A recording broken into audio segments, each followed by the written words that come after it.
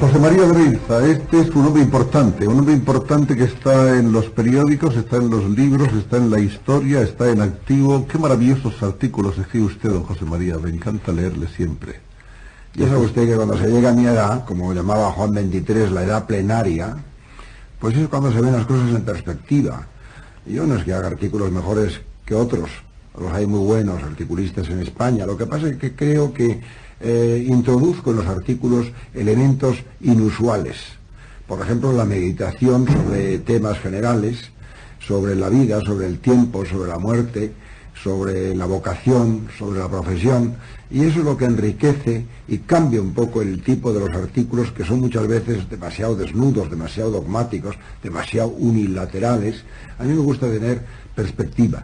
Y otra cosa que me gusta en los artículos también es hacer preguntas al lector, para que uno no se crea comprometido con la opinión del que escribe. También he visto en estos días últimos que sigue usted estando en liza entre los hombres más elegantes de este país, cosa que no sé si usted se ha propuesto nunca, pero que por lo visto es espontánea. ¿A usted le gusta eso de aparecer considerado por los jurados femeninos? Bueno, como uno de los hombres más elegantes. Todo hombre siempre está muy contento de que los jurados femeninos le estimen como hombre. Pero lo de la elegancia yo creo que se debe un poco a que yo soy un hombre que no me gusta lo extravagante, ni lo chillón, ni lo extraordinariamente de moda en ese momento. Yo me he vestido siempre con sencillez, con una sobriedad que creo que es muy buena en el hombre.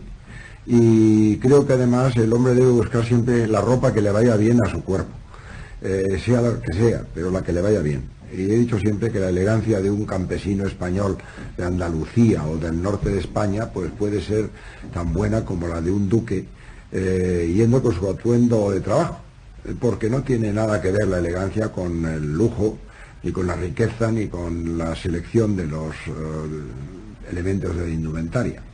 En estos días es usted además doblemente noticia por la aparición de su libro Crónica de Libertad, subtitulado Aportación indispensable al conocimiento de la última época del franquismo y de la transición democrática. Me ha encantado una cita que abre su libro, que es de Orwell, y que dice algo así como que los mejores libros son los que nos cuentan lo que ya se sabe, ¿no es eso? Sí, eso parece una paradoja. Sin embargo, tiene un profundo sentido, usted lo sabe por qué. Todo el mundo cree que se sabe muy bien lo que ocurrió y que dio origen, por ejemplo, a la Primera Guerra Europea o a la Segunda. Bueno, pues sobre eso todavía se escriben hoy libros que son reveladores. Y yo creo que en España ha habido un proceso político de gran importancia que llamamos la transición, y este proceso es un proceso conocido, todo el mundo lo sabe, todo el mundo habla de él, y sin embargo hay muchos elementos de construcción de lo que es ese episodio que no se han contado debidamente, a mi juicio. Y yo ahí lo que hago es hablar de mí mismo, no porque haya sido protagonista más o menos importante de esos años, sino porque creo que puedo aportar puntos de vista que acaso sean originales para enriquecer esa historia. Usted lo ha sido, sin duda, lo sigue siendo. Usted es un protagonista que no se agota y que no se extingue, espero que por mucho tiempo.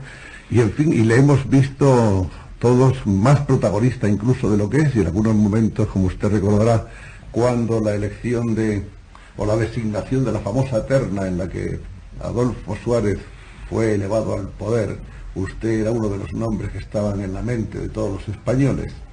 Lo que demuestra que usted es un protagonista nato de la vida española desde hace muchos años. ¿Usted piensa que todavía le puede llegar esa oportunidad de ser presidente de este país? Yo no creo que esa oportunidad se presente. Yo soy hombre ya de una edad, en fin, límite, en la que me mantengo muy bien, porque soy un hombre austero y me autodisciplino mucho, pero creo que eso no es una cosa probable. Hombre, que sea imposible tampoco. Aquí puede ser presidente del gobierno pues cualquier ciudadano, según dice la Constitución. Pero creo que si un día hubiese una situación difícil o complicada o compleja o cualquier cosa que yo no deseo para mi país en modo alguno, si me requiriera que yo echara una mano en cualquier puesto que pudiera servir, lo haría con absoluto respeto a las normas constitucionales y aceptaría, porque si creía que era ese mi deber, pues lo cumpliría. Pero yo creo que eso está excluido en las, podríamos llamar, probabilidades normales. Sin embargo, a usted le consta que los españoles tienen de usted una idea de que es un hombre dotado de múltiples cualidades y condiciones que harían, en fin, de usted una especie de retrato robot del gobernante deseable, ¿no? Quizás sí. El hombre prudente, sabio. Bueno, a mí se me ha acusado de que he cambiado en ocasiones de opinión y he tenido opiniones que se han ido modificando, pero eso, en vez de ser un ataque, me parece un elogio, porque creo que el hombre debe evolucionar y debe adecuarse. En España tenemos el caso de Maura, que pasó de ser un seguidor de Sagasta a ser nada menos que el jefe del Partido Conservador. En Inglaterra hemos tenido el caso de Churchill, que ha pasado de un lado al otro. Y creo que podríamos ir pasando por aquí tendríamos bastantes a los que bastantes, pero yo no creo que se debe medir a la gente por esa evolución, sino por lo que pueden aportar. Yo creo que aporté en un momento dado algunas ideas a lo que debía ser la evolución de la derecha en este país. Creo que la derecha estaba sesteando a la sombra del régimen del general Franco. Había ganado la guerra, es verdad, pero en fin, sesteaba muy a gusto. Entonces el régimen autoritario era muy cómodo, porque decía, hay un señor que manda por todos, nosotros tenemos que obedecer, pero conseguimos al abrigo de ese sesteo unos pingües beneficios o unas pingües situaciones, no solamente materiales y de dinero, sino de poder y de presencia, etcétera, etcétera. A mí eso me parecía un disparate desde el punto de vista del futuro, porque el régimen estaba basado en la vida de un hombre. Era un régimen vitalicio, no sé si era autoritario o era totalitario, como se ha discutido, pero lo que sí era vitalicio. Al morir este hombre, pues creo que se produjo no un vacío, sino una sustitución gradual de un sistema por otro. Y yo prediqué siempre que esa sustitución tenía que acabar en un régimen democrático, constitucional, y que estuviera basado en la voluntad popular manifestada en el sufragio universal. Eso, que hoy parece casi pues recitar un catecismo aprendido por todos, entonces parecía una hombrada decir eso. A mí me valió unos ataques furibundos de la derecha intransigente y, digamos, exagerada. Y yo creo que la derecha civilizada, que fue el término que yo acuñé, pues no era más que decir que para ponernos en fila con los demás países de Occidente había que ir a una solución de esa naturaleza. Y que la monarquía podía encarnar y presidir esa transición, porque era una fórmula, digamos, una fórmula de Estado que podía ser el encuentro, el foro de encuentros entre los dos bandos que se habían enfrentado en la guerra civil.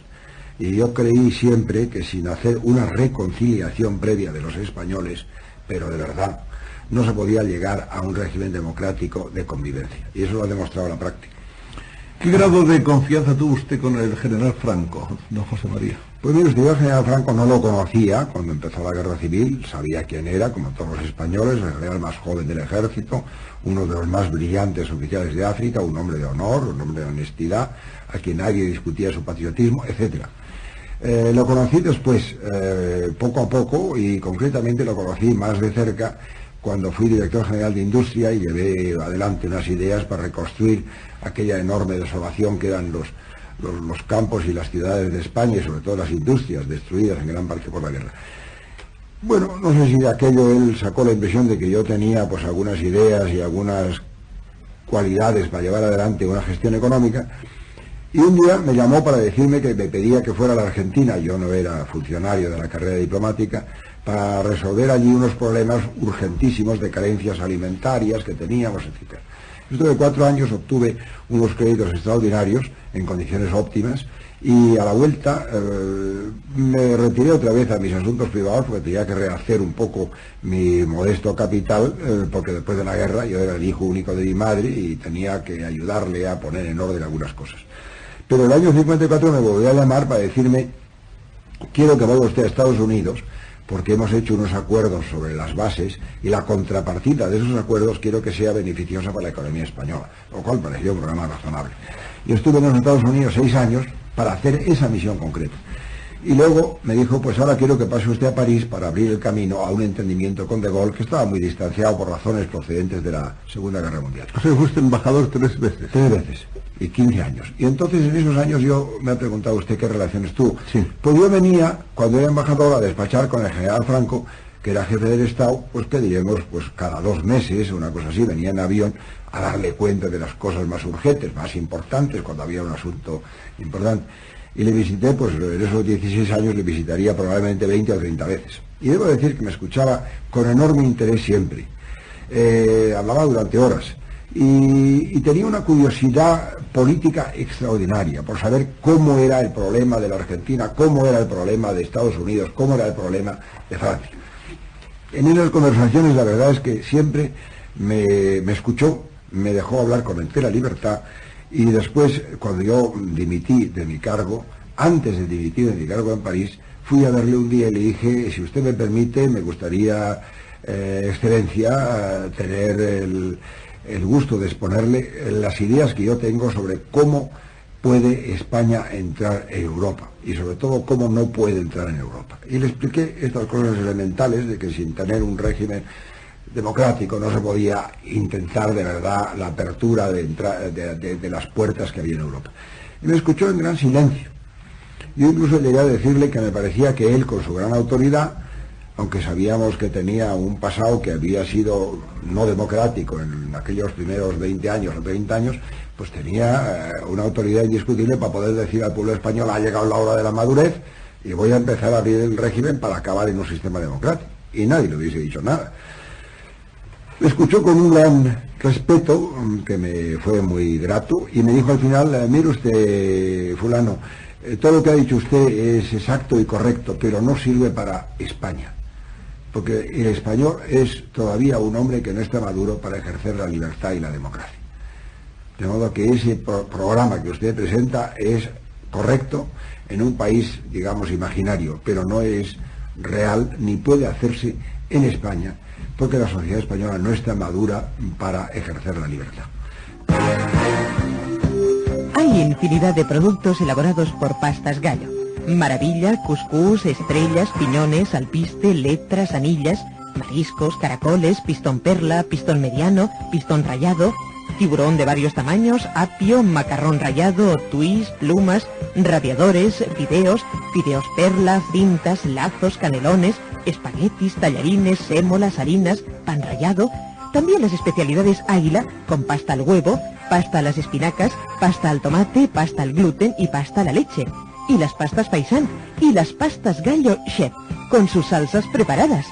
Salsas y platos sabrosos de 1000 sabores que alegran el paladar con la mejor calidad del mercado. Descubra la pasta con Pastas Gallo. Pida ya su maravilloso libro, excepcionalmente gratis por ser oyente de este programa. A Pastas Gallo, Muntaner 239, Barcelona 21. En París, sin embargo, siendo usted embajador ante el general de Gaulle, presenta la dimisión, que fue en 1964, ¿no? Así es. Y ¿por qué se va usted de la carrera política y diplomática? Pues porque yo tenía ante mí una especie de duda de conciencia. Después de esa conversación que yo acabo de contarle con el jefe del Estado, llegué a la conclusión de que por ese camino no había manera de llegar nunca a una apertura democrática. Y por otro lado veía que España se iba aislando cada vez más de ese contacto con Europa, que a su vez empezaba la andadura hacia un proceso de unificación, por lo menos de la comunidad.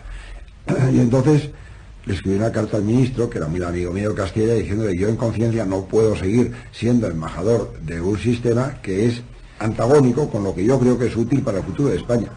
Me voy a mi casa, no quiero ninguna clase de recompensas y aquí estoy. Y eso lo hice.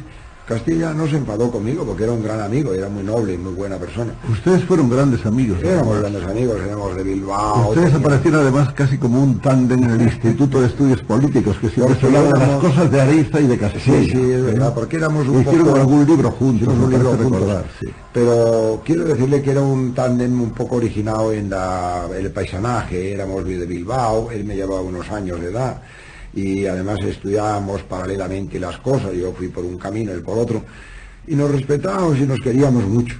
Y al mismo tiempo, pues él, cuando yo fui embajador suyo, porque fue ministro muchos años, pues me dejaba una gran autonomía de movimientos, cosa que también tengo que reconocer que Franco me dejó. Nunca jamás me dio una instrucción, nunca.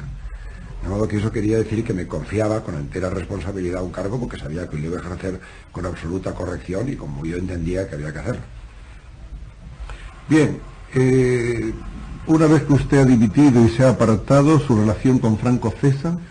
No, no cesa del todo, pero debo decir que Franco, por ejemplo, después de eso, yo me acuerdo pues una anécdota, yo era presidente del Automóvil Club y inauguramos un complejo que era todo ese complejo deportivo que usted conoce y la pista famosa del circuito abierto cerrado del Jarama. Y entonces, pues, con motivo de eso vino allí y estuvo conmigo muy correcto, muy cordial. Inauguramos la pista dando la vuelta en el coche con él, etcétera, etcétera. De modo que las relaciones, digamos, de cortesía personal, pues se mantuvieron bastante bien. Pero, como pasa siempre, pues en torno a él había un equipo, ¿no?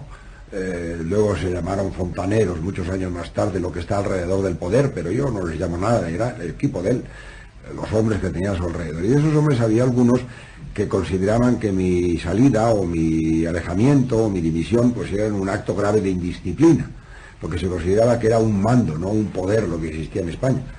Y entonces yo decía siempre, pues esto es una cosa que es una equivocación, en política uno puede dimitir y no pasa nada, sigue siendo quien es. Entonces se produjo una animadversión muy aguda por parte de la gente que le rodeaba, no voy a citar nombres porque para qué voy a darlos, que tenían o veían en mí el enemigo a batir. ¿Por qué? Porque creían que yo era el hombre más nocivo, porque podía infundir a la derecha la idea que ellos consideraban falsa, que un régimen democrático podía respetar sus legítimos intereses. Entonces yo me puse en contacto, como había estado siempre, con don Juan de Borbón, que entonces era el jefe de la dinastía, y le pedí autorización para colaborar activamente, puesto que estaba ya en una posición privada, y yo fui el jefe del secretariado político de don Juan de Borbón durante esos años, que van de 1965 a 1969. Y en esos años creo yo que se puso muy en forma la definición de que la monarquía tenía que ser una monarquía para todos los españoles, que tenía que superar los bandos enfrentados en la guerra civil y que tenía que acabar siendo una monarquía constitucional y democrática, como eran las 8 monarquías que habían quedado vivas en Europa después de la Segunda Guerra Mundial, porque no se podía sacar al país a tener una monarquía autoritaria en la mitad de una Europa que tenía monarquías democráticas. Era un contrasentido. Eso lo reconocen todos. Bueno, pues aquello me valió a mí, el ser jefe de secretaría de don Juan de Borbón en aquella etapa, pues una cantidad de ataques y de cosas que cuento en este libro, pero en tono menor. ¿Por qué? Porque creo que hay una cita, ya que habla usted de cita, bastante divertida, cuando le dijeron un día a un francés famoso, Mirabeau, que a ver si había visto el folleto que habían publicado contra él. Y dijo, yo realmente no me ocupo más que de cosas serias. En ese momento, sin embargo, se postulaba a don Juan de Borbón como rey. Porque era el jefe de la dinastía. Y en cambio don Juan Carlos estaba en una posición intermedia, porque le había pedido Franco a don Juan de Borbón, con acierto, que hiciera toda su formación civil y militar en España, que no fuera un príncipe traído de fuera. Eso era un acierto y hay que reconocer que fue una de las grandes cosas que hizo Franco. El célebre dietólogo inglés Dr. Trowell, de Inglaterra, dice que los italianos, grandes consumidores de pasta, tienen un bajo índice de colesterol en la sangre y menos trastornos coronarios. Descubra la pasta. Descubra sus propiedades y ventajas. Descubra la pasta con Pastas Gallo. Pida ahora mismo por escrito su ejemplar del estupendo y lujoso libro Descubra la pasta. Escriba a Comercial Gallo, Muntaner 239, Barcelona 21 y descubra la pasta. Es en julio de 1969 cuando se nombra sucesor al príncipe don Juan Carlos. Al sucesor como rey, a título de rey, que era la expresión exactamente. Esta es una cosa que yo creo que no se le reconoce a Franco. Es decir, se puede decir lo que se quiera de Franco y haya cada quien, pero Franco dejó realmente, a partir de ese momento estuvo pensando en que tenía que haber una solución para después. Y esa solución para después empezó a preocuparle muy pronto, a lo que parece. Eso es absolutamente exacto, y además hay que reconocer, y yo soy el primero en que nunca quiero hacer un juicio de valor apasionado, o que no reconozca a cada uno su valor o su mérito o su participación en una cosa de estas. Franco fue el que designó a don Juan Carlos como sucesor a título de rey. Y ese es un dato en su haber histórico que nadie le va a regatear. Y el que le regatee lo hace de mala fe. Ahora bien, Donde creo que él se equivocó es que en vez de decir simplemente pues que queda como rey, como sucesor, pues hasta ahí llego, y yo llegaré con mi vida donde Dios me deje, y después este señor hará de su capa un sayo, porque será el rey de España.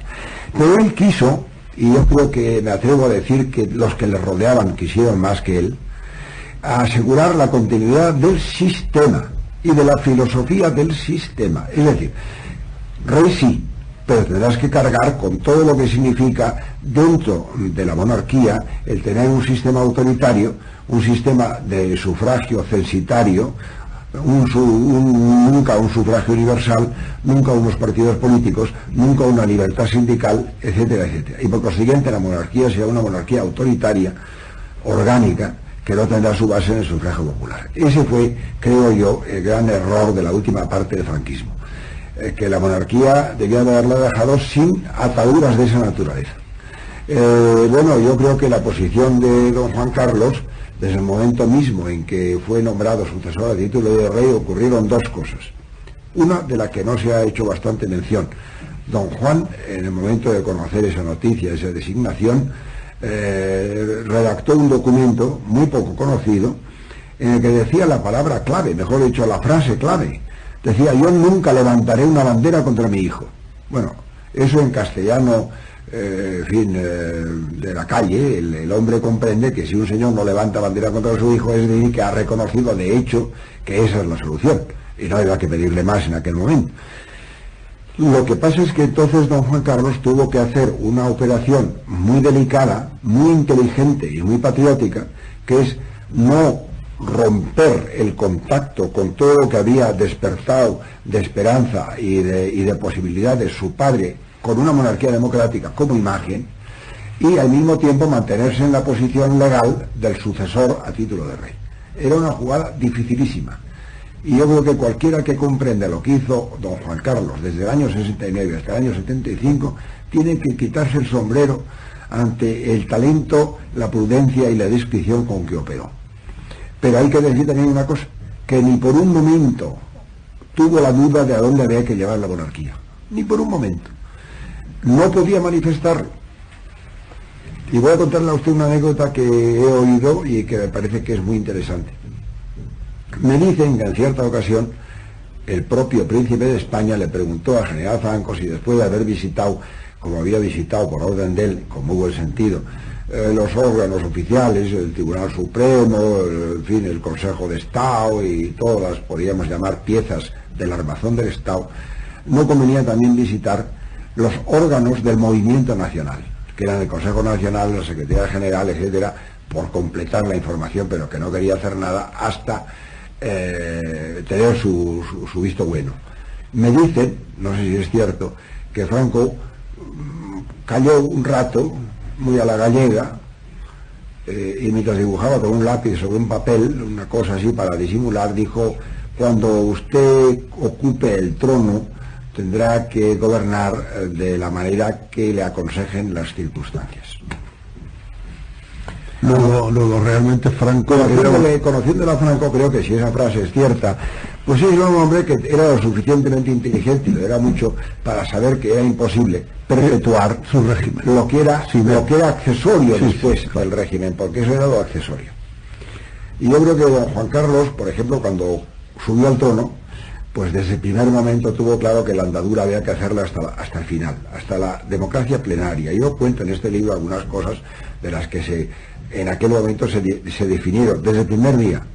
Y el gran mérito de la transición fue el que don Juan Carlos empezó su reinado apoyándose en los raíles de un Estado que era sociológicamente y legalmente el Estado franquista.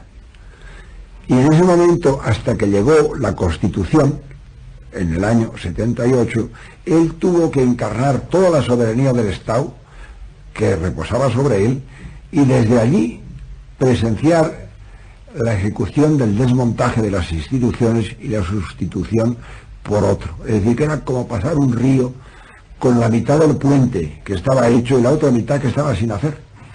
Y en ese momento, mientras eso pasaba, que pasaron esos 3 años, 75, 76, 77, digamos, o 76, 77, 78, El rey llevó sobre sus hombros todo lo que podíamos llamar la responsabilidad del cambio institucional. Yo le llamé al rey en ese momento el motor del cambio.